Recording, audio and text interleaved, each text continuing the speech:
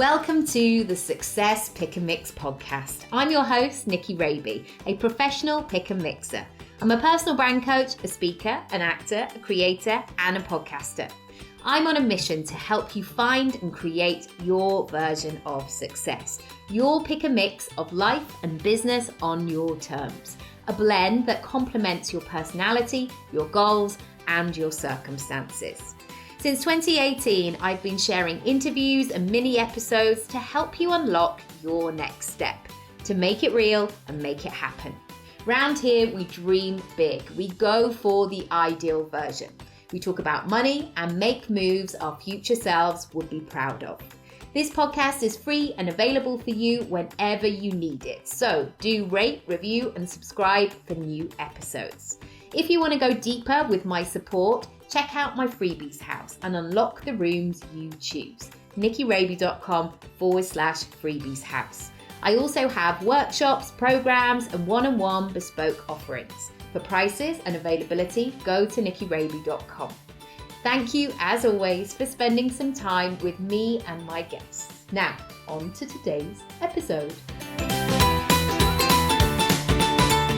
In today's episode, I'm talking to Candice Brathwaite, who's a writer, presenter, mum to two, and founder of Make Motherhood Diverse, an initiative trying to help diversify motherhood in both mainstream, traditional, and social media.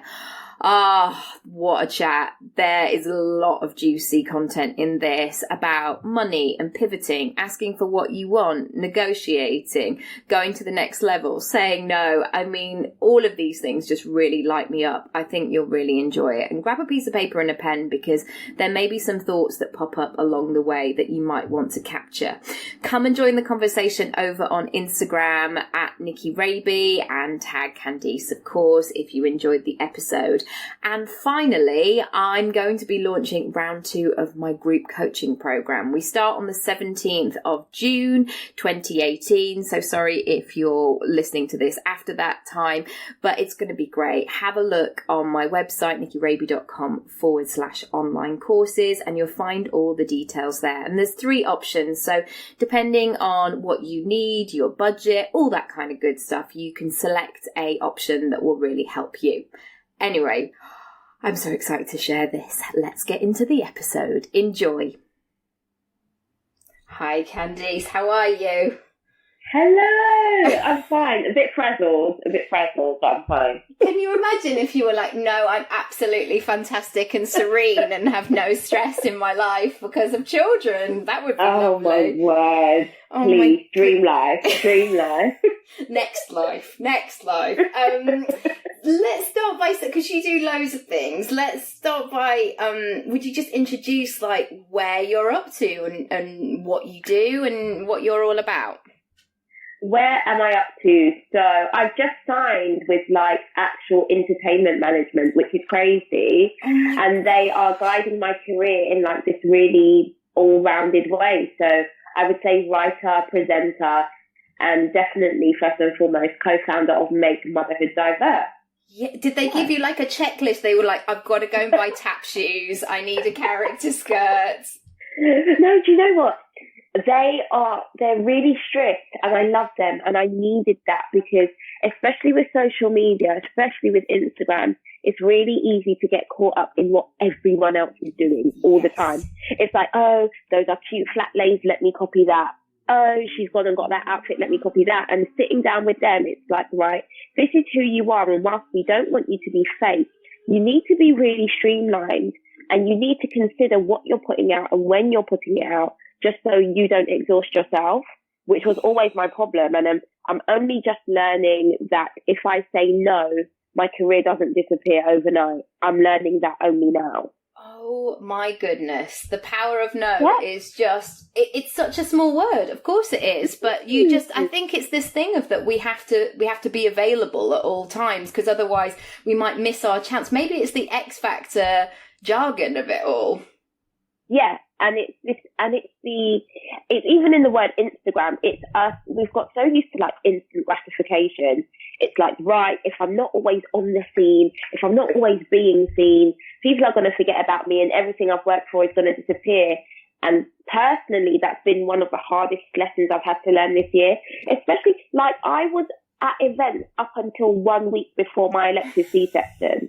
And I look back and I'm like, you absolute idiot. Like, you were so exhausted. You had like 5 to 6 piles in your bottom. Like, what were you doing? What were you doing? And that's when you need like a responsible adult to step in and go, I think you need to go home.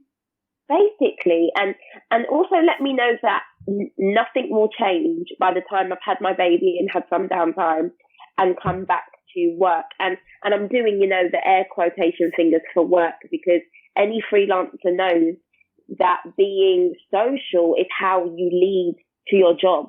Yeah. So it feels really nerve-wracking to be stuck in the house and not be seeing people all the time, because you're like, well, if I'm not meeting anyone, how am I going to keep the money coming in, you know? Yeah, totally. And so how did you know that you could do all these things? How did you know, or was there an entrepreneurial spirit, or was it becoming apparent that you were going to have these different strands to how you make your money, as it were? Always an entrepreneurial spirit. Before I did anything in life, when I was 22, I started a cake business, which I only closed the doors on just before I fell pregnant with RJ, just because I couldn't keep up with it anymore. I do it for fun, but I mean, I'd be doing wedding cakes for like 800 to $1,000 a piece. Like, I really studied my craft in that area. I briefly worked in publishing, and I worked in the marketing department in publishing, and this amazing thing was happening. It's when social influencers were just being called on to advertise, or it wasn't even called #ads back then. And I was looking at all these influencers, and I was sitting there thinking, I can do exactly what you do, perhaps just a bit better. Yeah. And I was like, this is weird, because I've trained myself how to use Final Cut Pro. I can edit podcasts. I love social media. I'm not shy about putting myself out there. I felt like I was on the wrong side of the wall, as it were. Yeah. And I ended up leaving just because Esme wasn't even 2. And when it's your first kid especially, I don't think anyone is that prepared for how much trying to strike that work-life balance is really going to gut you like a fish. Like, it was so hard. I was literally sweating before I hit my desk at 9, and at 4:59, like running to Victoria Station. It was just too much. Yeah. I was like, right, I can't do this. And it was hard for us because I don't know about anyone else. It's not just London based anymore, but in the UK, with only one income coming in, it was tight. It was like, wow, I really need to get back to work. But something was telling me that I wasn't going to work in the capacity of going to an office. And I just stayed playing around on social media. I upped my production skills. I spoke to the camera more. And I would say I didn't make a penny from social media or being a #influencer for almost 3 years. And I think those are the parts of the stories that people like to glaze over, or many people because free stuff doesn't pay your bills. No. And you really have to believe in your voice. Or what you're trying to say or sell to make it in that market. Because for a long time, it's only belief that's going to carry you through. And I wouldn't encourage anyone else to not have a backup plan. I didn't have a backup plan. I guess at best it was, you know, once she gets to school, I'll just get another job in publishing. Yeah. But fingers crossed, I don't have to do that. Where does your fearlessness come from? Because this is the first time that we've had a conversation in real life. Like, I've listened to Tea Time and answered back, but you didn't hear it, which is fine, because I was in my living room going, oh yeah, I totally agree. Yeah. Oh no, she's actually on Instagram and this is not a real life conversation. But like, where you're not afraid to say what you think. And I think often as young girls, we're maybe taught to be quiet or shush or stand back, or, you know, even if you say what you think, somebody will go, yeah, but you don't really think that in this circumstance. And you think, no, I actually do. But where does that come from for you? Where does it come from? Okay, so lots of places. I think primarily it's important that I always explain and people understand that I'm a black woman living in a society where I'm, in lots of cases, I'm always the bottom rung of the ladder. Like, no one's checking for black women. No one's trying to support or care for black women. So out the gate, I feel like I never have to prove anything because very few people accept anything of me. You're not going to have my back. I'm just speaking in broad terms. Society's not going to have my back. And society never says that I'm smart or desirable or can attain certain things. So already there's no pressure in that area.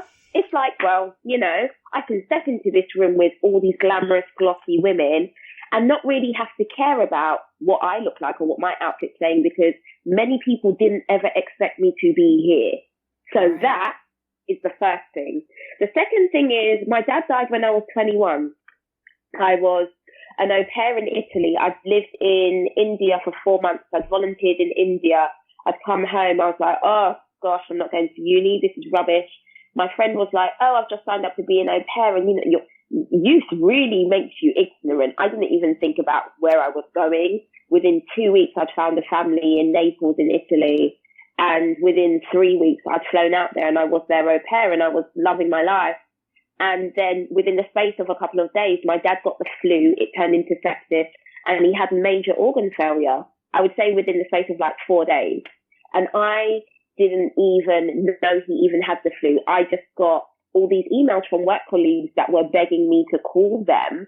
And when I did call one of them, they were like, really sorry to let you know, your dad drove to A&E this morning and he had a heart attack and he's dead. And wow. I'm his, I still say I am. I'm his only child. And so experiencing death from a place of not having a sibling for that parent, there was a lot that I had to carry by myself. My mum's parents are still alive, so she couldn't even help me navigate my feelings because till this day, she doesn't get it. And she always looks at me and wonders how I transitioned through that period. Within a week of him dying, this is going to sound so random, I accidentally sat in on a family member being diagnosed with HIV. And I'm 21 years old. 21. And in the space of a week, I'm being confronted with major life issues that many people will never suffer with in their life. Like the likelihood of someone sitting in on a HIV diagnosis is very low. And for years after that, I was just on this downward spiral of like being with really bad guys, abusing drugs, just being really horrible to myself. And then when I finally came to my senses, I was like, Jesus, it's never going to get worse than this. And the only thing now that could throw me off course are my children dying or me dying. Yeah. And I think when you wake up knowing that every single day, it's just, everything else is just water. And I think when people say that I'm fearless, that's where it comes from, because literally, unless my kids are going to die or I'm going to die, I'm not going to pause. Yeah. It's just not going to happen. And I think that's I was saying this in a talk the other day, this thing called the success timeline, is that sometimes people feel like, say, for example, when they go back to work after having a baby, like, oh my goodness, I'm starting again, or I'm starting a new career. And I always talk about this thing of like, no, you're bringing all that stuff to the telly. Mm-hmm. Well, some people do bring it to the telly, but like that sense of what you will have, those life skills and those parts of yourself that you just didn't know even existed, maybe, that you had to tap into, and you suddenly were, they were singing and dancing and in luminous in front of you because you were in it and you had to be. And so many of those skills pop up, like the time where, like, I've got a friend who, left a relationship of 9 years because she was like, he's not the one, but it taught her so many things about who she was as a person, what she was capable of, what she could do, and she wasn't willing to settle. Yeah, I completely agree. What a year, what a time, 21, like you've just been ushered to the door of adulthood, and it's like, okay, here are all these problems. And yeah, they were problems then, but I honestly view them as blessings now, because that's where the authenticity behind things like tea time comes from. I'm pulling from those experiences. So yeah, I'm really grateful for them. I'm actually grateful for all of that mess. When you started Tea Time, did you know what it was going to be? Did you know, did it come from a place of like, I am missing this, so I need to create it? Because I think sometimes we can, again, with this X Factor thing, we can feel like somebody's going to pluck us from obscurity. You know, I always sense this, like, after drama school, like, I was just going to be like, you know, finger clicking at a bus stop and sort of jigging around, and somebody would go, "Hey, sweetheart, you're," you know, that sort of sense. And I'd be like, "Look, I'm just getting on the bus, mate. I can't be living my Hollywood career just yet." But I think it's that sense of, I know I got to a stage where I was like, if I don't create it, nobody else is going to kind of give me permission. How was it for you? Exactly that. It was exactly that. It was like, America's doing great, as behind as they are, they're doing great, but diversity in mainstream British media is so lacking. Like, it's just horrible, if I'm honest. And I was like, right, do I continue to complain about this, or do I use the tools that I use every day to like stalk the Kardashians to my advantage? Like, I've got internet connection, I've got a working phone, I know how to like edit stuff. I'm sure I can pull this off by myself. And then what a lot of people don't consider now is, and I spoke to my 16-year-old brother just to get a handle on what people that age are doing. None of those kids watch actual television. None of them. They live on Instagram, Snapchat, and YouTube. It's so rare that the only thing I watch on TV now is Handmaid's Tale. Yeah. And even that, I don't watch it on TV. I watch it on the Sky app on my phone. Yeah. Like, we are so heavily invested in apps and the internet, and we can pull so much attention via these platforms. Like, if I put up a grid video on Instagram, I could get upwards of 5,000 views. Why do I feel like I need to wait for the BBC or Channel 4 to knock at my door? Yeah. It's just not that way anymore. And I was like, so you know long what? As well. Like, really? We're going to develop something for 18 months when I can make it by next week? Like, this no. is it. And it's so horrible. And it's the same issue with the publishing industry. I'm like, wow, you guys want to tap into the influencer market and, you know, publish these books that you think you're going to make money off. The issue being, by the time you say yes to that book and it actually hits the shelves, everything's gone cold. Yeah. You need to be quicker at picking up this pace, because you can't hold the people's attention for that long anymore. No. So yeah, with Tea Time, it was literally like, I don't see myself on TV. I don't actually have to be on TV. There's another and a better way to communicate this message.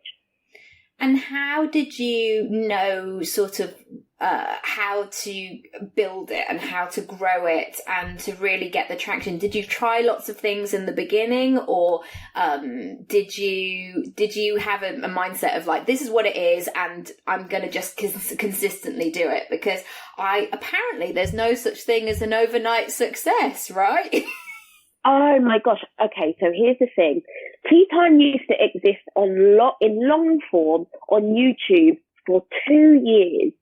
And it was more about like gossip news.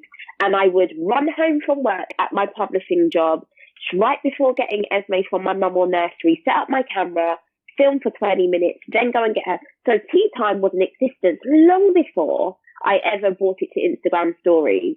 I grew tired of it. I grew tired of reporting news that you could find in the National Enquirer. And I was like, oh, I'm putting this to bed. I don't like it anymore. I was in Barbados. Really nicely, Papa B had sent me to Barbados by myself for a holiday. And whilst I was in Barbados, Grenfell happened. So I'm watching Grenfell from Barbados. Which is like a year ago, isn't it? Almost. Yeah, almost exactly a year ago. And I was on my aunt's veranda and I picked up my phone, and that was the beginning of Tea Time for Insta Stories. It was this rolling succession of stories of me just talking about how Grenfell happened because those people are poor and disenfranchised. And it had such a rousing effect that when I got off the flight at Heathrow, I said to Papa B, I was like, Tea Time's coming back, but it's coming back from more of a place of emotion and wanting to support women and perhaps make a change. Yes. So again, it was something really horrific and negative that was the spark to like just shift the perception and shift how I was going to do it. And I made sure, I think for the first 4 or 5 months, tea time went out every single day at 1 o'clock on Insta stories, every single day. And I had no plans for like growing it. I was like, I just enjoy doing this. And one day I got a message in my DMs, and I tried to read every single DM.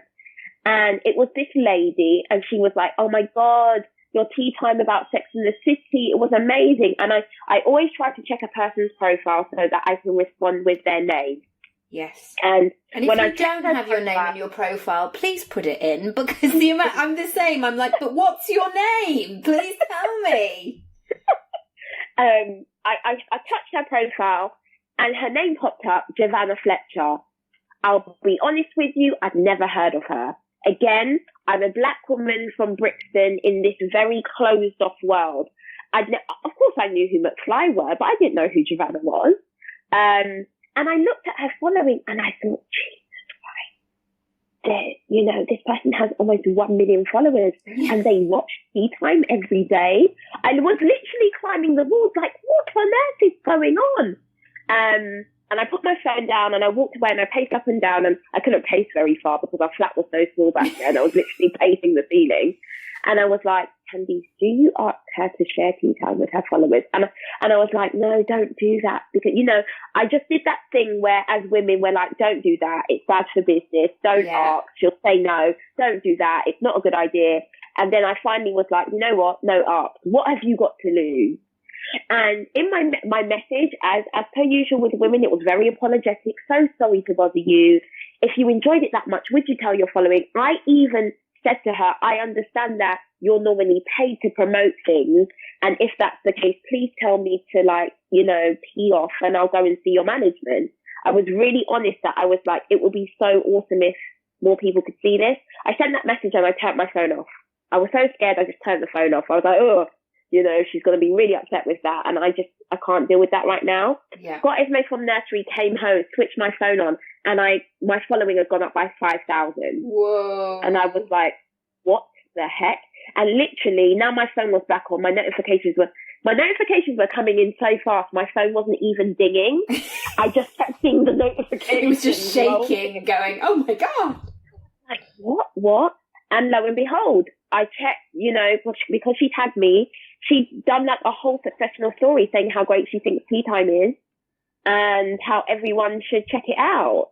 And again, funny enough you know, again, through something that made me really scared, Giovanna and I are now really good friends. And she's the first person I call when I don't understand the contract or I'm not sure about the next step I should be taking. She's like my go-to girl. And I can't imagine not having her in my life in that capacity now. So it just goes to show, like, always ask.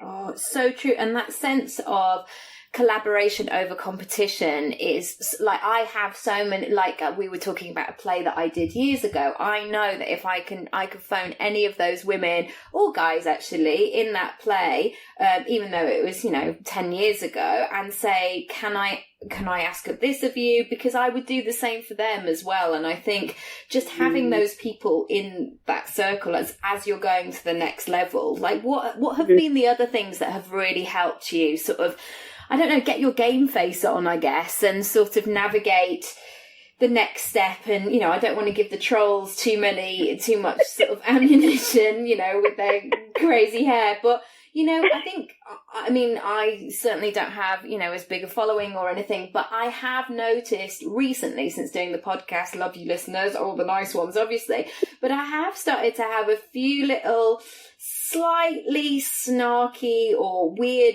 kind of emails of like, Nicky, can I just, like, I can't afford to pay you, but can I just have like 4 hours of your time to like talk about my thing? And it's like, if I was a masseuse, I wouldn't just massage you at the airport, you know, it has to be within a container. So I've really had to learn how to zip up the boundaries. How's that process been for you? It's been terrible. I'm a classic Pisces. Like, I will give and give and give until I'm exhausted. this conversation actually came up today where Papa B was like, Papa B manages my diary and my management manage my workload. Yeah. And that I've only had management for 2 weeks and they've literally been like, girl, you're doing this all wrong. You're saying yes to too much and you're going to run yourself into the ground. You really have to prioritize. And I always think about not wanting to cheese off my original audience. That's my biggest fear. I never want to grow my career to a place where then those who watched me way back when I was in Barbados talking about Grenfell feel like that connection isn't there anymore. I'm very humble in the understanding that I'm in the line of work that without them, there is no me. Yeah. And I constantly have to feel like I'm at the very least giving back. Yes. But on the flip side, I'm also having to learn to not give away too much for free. Yeah. Because I'm learning, and I said this on Insta Stories the other day, I am learning to ask other women in my field how much they're charging. It's rude, it's not very British, but I don't care. I'm like, hi, such and such brand is called. I know you've worked with them. What was your cost? Yeah. Because when we don't do that, I've gone out for jobs where literally people have called me and been like, yeah, you could have got 4 times that, right? Oh. And I'm like, so it's like, excuse me, will I just be sick on my shoes? Oh God. And I'm also starting to learn that your cost is in your actual cost. What people will pay you is in no way related to your social media following. They like what you do or they don't. They're not paying for those numbers. They may pay for an entryway into your audience, but they are not paying for what your following is saying. They're paying for your unique talent. Yes. And for a long time, I was aligning my cost with what my following was saying. I'd be sitting there going, well, I don't have 100K followers, so surely I can't charge that much. And I'd rock up to a set, do an entire day's worth of 9 to 5 presenting, and then toddle off with a couple of £100. Yeah. And my management now find that both hilarious and horrendous. They're like, what? Those companies thought they won the lottery with you because no one else would have done that, but you live and you learn. So I'm just now in a position where it's like, I want to help. I want to give back. I don't want to annoy anyone, but also I've got to keep the lights on and I've got to keep my sanity. And it's all about trying to strike that balance. You're so right. And I always think this with my acting agent. Like, if he wasn't selling actors, he'd be selling insurance. Like, he's so, like, he's not dull, but he's just really like, yes, Nicky, this is he's so straight and down the line. And I think this thing about money can be so personal sometimes. You know, the number of clients that I work with and they're just like, oh, well, I've done this and then I sent a proposal over and then they're going to come back and then they need me to make a few tweaks. And this process can go on for 3 or 4 months and no money has been exchanged. And then suddenly they go, oh, sorry, we actually haven't got the budget. How did you start to go, I need to talk about money, aside from just looking at your bank account going, oh yeah, we actually need to talk about money here? If I'm honest with you, I pushed everything to Papa B. So he's a business development manager for a tool hire company. So all he knows is sales. And I would get a contract and not really understand it. And I'd just pass it to him and he'd come back and he'd be like, tell them this, tell them that. And one day I just woke up and I was like, do you want to be my agent? Yes. He was like, what? I was like, yeah. I was like, I'm a woman learning to get good at talking about money, but in the interim, I need you to be that front-facing guy who's not going to take any rubbish. And he was like, yeah, until you get proper management, I've got you. And I would say for any woman, especially struggling in that arena, try and outsource. Yeah. Even if it's just your gutsy friends who, you can make up a little fake email for and, just literally fake it till you make it and send all requests that way where your friend is the buffer, And what I noticed is I'd be speaking to one company on a Monday and they'd be telling me one number and he would speak to them on a Wednesday and completely up their figure. Wow. This is the same company. Do you respect men? We know men are respected more when talking about business. Is that the problem? Can you get a sense of confidence from him that you don't get from me? I can't pinpoint exactly what the issue is, but there is one. And for me, it was just about saying, you know what? I'm the talent. I'm not really good at getting what I'm worth, and I need someone to do that for me. Yes, because I think also this thing of the opportunity, like, you know, I'm offered loads of things like, oh, it would be great exposure or it'll be great opportunity. And I always work on the basis, I'm getting well feisty today. I think it's because we've been up since 5. I'm like, and this annoys me and this annoys me. But I think that thing of the exposure or the opportunity, I kind of get to the point where it's like, no, because I've been doing this for a long time. And also, you know, I know I'm such a pleaser by default that if I'm there on somebody's set or in somebody's room or in somebody's meeting, I know that I'm not leaving unless I've done a really good job, that I bring that to the table as sort of my standard. And yeah, it's a tricky one. So what would you say, I guess, to people who are beginning this sort of, maybe it's a portfolio career, or maybe it's this sense of, I have all these skills, but I don't quite know how to package them up and do it in a way that feels really good to me. And this goes against so much of what I say, but find someone you see already doing it well, and copy their steeds for as long as you can. Like, look at their website. How do they lay things out? Do they put prices on their website? Just find a framework. Like, don't copy their personality or anything like that. But when it comes to the business, find someone you admire and just literally pull a sheet out of their book. Because you're going to make so many mistakes. You will. I still make mistakes. Yeah, me too. So that, you know, you just need a framework for the time being that you can be proud of.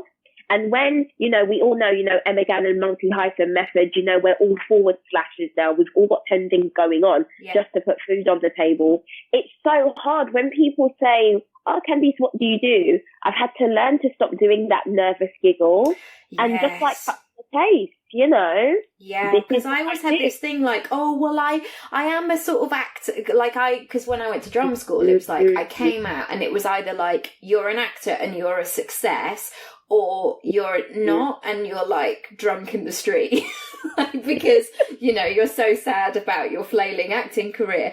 And I was just like, oh, hang about. But if I look at the people at the top, you know, the Hollywood dudes, like they're not the weird ones, but like if I look at the Reese Witherspoons or the Oprah Winfreys or the Gwyneth Paltrows, they're not just acting, they are doing all of the things because it's contract work and you have to do lots of different things. And as soon as I gave myself permission to be an entrepreneur and have different strands, like it all kind of made sense suddenly.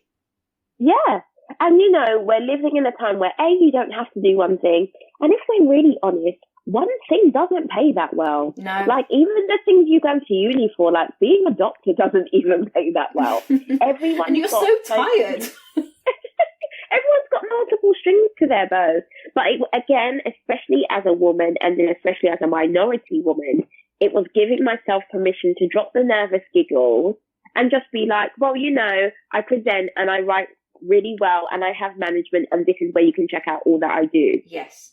Yeah. It's you know, and every time someone gives me the opportunity to say it, I get a little bit better. Yes.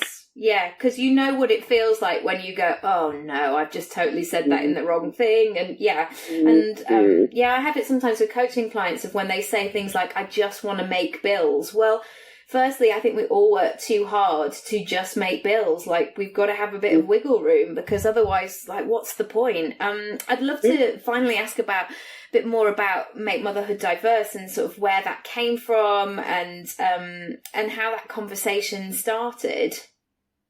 Amazingly, again, okay, you're just going to sense a theme with me. So I would say apparently, because I didn't read this one specifically, apparently there was a really terrible Mumsnet thread where they were speaking about mums on Insta, because I hate the term Insta mums. They were speaking about mothers who use Instagram in a really derogatory fashion.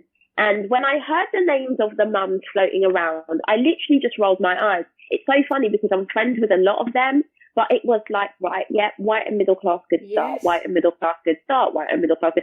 Even though they were being spoken about in a derogatory manner, all I took from that whole hoopla was, none of the women being spoken about look like me or many of my friends, right, or come from those the same economic backgrounds. Yeah. And this is boring. Like, even though these poor mothers are being trolled, I'm still very much bored of this conversation. Yeah. I have a kid too, and I remember coming onto Instagram shortly after Esme was born and searching for a mum that looked like myself was like searching for a diamond in my backyard. It just wasn't going to happen. Like, I don't have a fringe. Horizontal stripes look appalling on me because I'm so short. Like, it's not going to happen. Yeah, I did a whole post like 10 reasons why I shouldn't wear a Breton top. Like, I've got a substantial rack.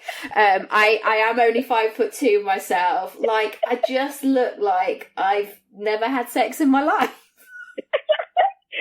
I just look like I look like Downton Abbey, like that. I just look like I'm in some prison uniform or something. It's just awful. Yeah, you're right. You know, my pram, we were so poor when we had Esme that I got our bugaboo like secondhand off Gumtree for like 200 quid. And I didn't realise till we got home that the bloody frame didn't fold. Like, that's how skint we were. And I was like, there are many layers to motherhood and Yes. I don't see it.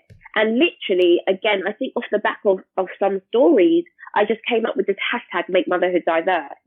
And it stuck.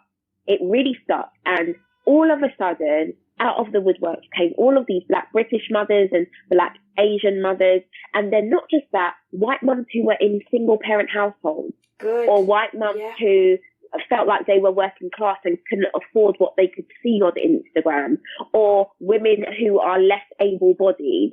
I think that's the PC term for it, guys, don't shoot me. So this broad spectrum of women were like, you're right, and here we are. And I was like, you know what, I spoke to Nicola, I spoke to Sarah, we were speaking to a few other people, but when it came down to the wire, myself, Nicola and Sarah, and we didn't do it on purpose, but it just so happened I'm Black, Sarah's mixed race, and Nicola's white. So we feel like we're kind of getting it right. Yeah, absolutely. We're like, let's start with this Instagram and see where it goes from there. And we're almost at 8,000 followers in less than a year. So, and it just makes you think that, like, gosh, that there will be people. And I think this is the thing, that sometimes we can feel like we're not ready, or we're not the person to do it, or, we avoid it because it's somebody else's job, or we feel like we have to be more of an expert. But actually, somebody is waiting for you to say it in the way that you say it. And I feel like that with coaching sometimes. Like, I don't own a yacht yet, and I probably won't because I'd be sick. And, if I get too much sun, I'm like, oh no, I need to sit down and go inside for 4 days. But like, the way that I do business is hopefully refreshing, and that we can all do things in our own way, and people are waiting for that. Exactly. And it was, again, the whole stepping out of that boat into the sea thing, it was like, well, guess what? I doubt your mum's going to die this time. I doubt someone's going to get sick again. So what really is the problem? When you go straight to the final chapter of any story, it's like, what's the worst that could happen? The worst that could happen is that make motherhood diverse goes nowhere, and it's just another Instagram account or movement that dies a quiet death. Oh, wow, I'm still alive, So... And beyond that, like I said at the top, I'm still a Black woman from a working class background. I have nothing to prove. It is not my job to wake up every day and think, how can I please people? Very few people are looking at me. And that gives me the space to be like, I can do whatever I want, and it will still be a surprise. So yeah, that creative flow, it's so good. My final question is, like, where would you like to be in 5 years' time, except with gin? Where would I? Okay, this is so crazy, but I know what I mean. Amazingly, I got invited to speak at Hey, the literary festival. Mind blown. Don't know how that happened. And I was having a cheeky cigarette, and this woman comes out, and she's Spanish, and she's really loud and really fun. She's like, oh, do you have a spare cigarette? And we're just chopping it up. And, it comes up as it always does. So what do you do? Yeah. And she's like, I'm just the international director of Hay Festival. I was like, what? what? Like, please, he's got a secret camera on me. And she's like, I know, I'm really loud and people don't think I should be in this business. But yet she was like, I coordinate, Hay Festival in Brazil and all over the world. Wow. And I took her name and her email, and I've come home a couple of days later, and I'm searching for this woman on Instagram, and she doesn't have an Instagram account. Oh. And I just had this flash. I was like, in 5 to 10 years' time, I want to be so good at my job that I don't have to be on social media. Yes. That I can still kick butt without having to log on and engage people. And I know that sounds really crazy, but to me, like that's the true definition of success. Yeah. She doesn't have to depend on a following or logging on every day to make ends meet or live her dreams. And whilst Oprah does it because she's Oprah, if Oprah came off Instagram, she's still going to be Oprah. Yeah. And that, for me, that's like the final hurdle. And do you know what that job looks like? Do you think it will still have the different strands that you have now? Yeah. It's always going to be multiple things. I know it's had a really bad rep, that whole jack of all trades and master of none. I just don't have a master attitude. Like, I can get bored really easy. If I'm not enjoying what I'm doing, I'm just not engaged. I think one of the most important things with people would say, like, stop swinging on the back of your chair, because I totally used to do that at school. Like, oh, really? Is this what's happening in this room? I'm ready to go to the next room. Like, we're still having this conversation. And I don't know why for so long that's had such a bad rep, because that's the only way I see my career going. I think now as well, you know, with the whole social media thing and the internet, why should you just keep it to one thing? Yeah. I would be, while she didn't need it, could you imagine if J.K. Rowling had Instagram back then? Like the next layer, the other dimension that would have added to Harry Potter stories, mind blown, to see her creative process. I would be like, oh my gosh, this is amazing. Wow. But, you know, she's just J.K. Rowling, the writer, and that's great. We love her for that. But now I think there's the flexibility and also the expectation for women especially to do more. It's like, you don't just have to be this one thing. You don't have to like one thing. Who likes one thing? You also don't have to change course. You can be on multiple courses at one time. Totally. And motherhood definitely does not mean the end. I wrote a piece for Make Motherhood Diverse of like saying, actually, it made me really ambitious again, because I'd realised that I'd just been, you know, previously hungover and hanging out with boys that I shouldn't have been. And I think, gosh, what was I doing then? And it actually took me becoming a mum to really have that fire in my, like I always say, like they took £9.10 out and then put the fireball back in of like, let's freaking do this, because I felt like my time, and sometimes there is that pressure that my time in quotation marks is at 19, or when you've got the thinnest waist, and my waist is not the thinnest it's ever been and I'm not 19, but I do feel like I'm good to go. And doesn't it just, motherhood, it just streamlines your concentration. Yeah. It makes you so much better at time management and prioritizing. And even though, you know, earlier I said I still struggle with it, it has made me better at saying no. It's like, no, I can't go to that. I've got to go home to 2 kids. Yes. And nothing feels better, okay, when they're not crying, but nothing feels better than putting them to bed and making sure that part of my life is satisfied. Yes. But I'm also very of the school of thought that one day these 2 kids are going to grow up and like flip the bird at me and be like, Mom, we don't want to hear what you're saying. They're going to fly the nest. And I never want to be one of these mothers that without them I feel empty. No. Because I was a woman before them. Yes. And even when they leave home, I'm going to be a woman after them. And there are certain things that I'm going to need in place to like not fall apart. And for the amount of times I have to say to Esme, babe, I can't do that with you right now. I'm working. I'm really hoping it's going to pay off for all of us in the future. Absolutely. And I am letting Oscar go on my Mac already to do typing, mummy, because that's what he asks, because I want him to be able to work a computer. And even though it terrifies me that he's fiddling with my MacBook Pro that has all of my work on, I'm trying to set a good example, and I never want to leave to go to work like in a sort of like, I'm abandoning you, because one thing I've realised, and certainly if we have I'm going straight out there sharing my life story, but if we have another one, I know that I need to assign more budget towards me feeling good and not scrimping and saving, because I think there's that thing sometimes that, oh, I'm a mum and as long as the baby's got everything then I'm fine, and the baby will always have everything. So actually I need to make sure that I've got good moisturising cream to like stop making my face look like it's falling off.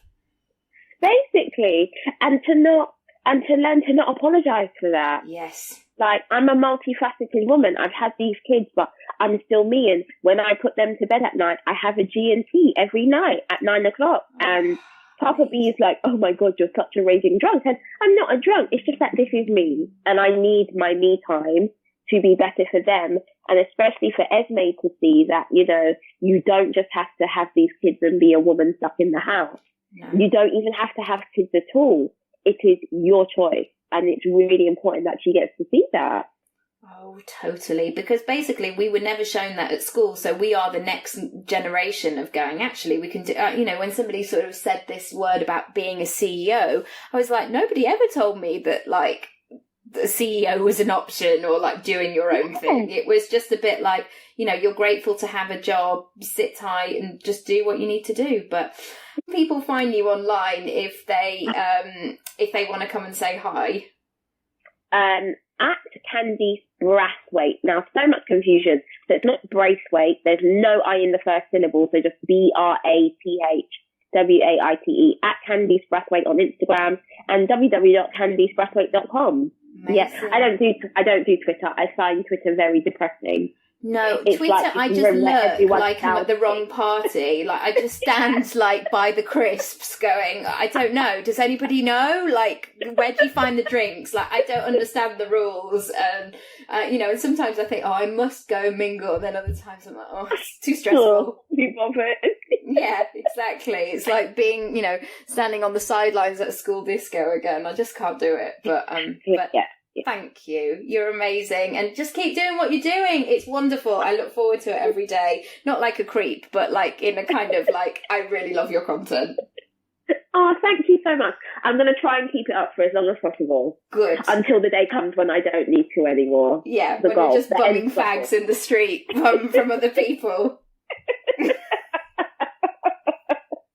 Thank you so much. Bye. Bye.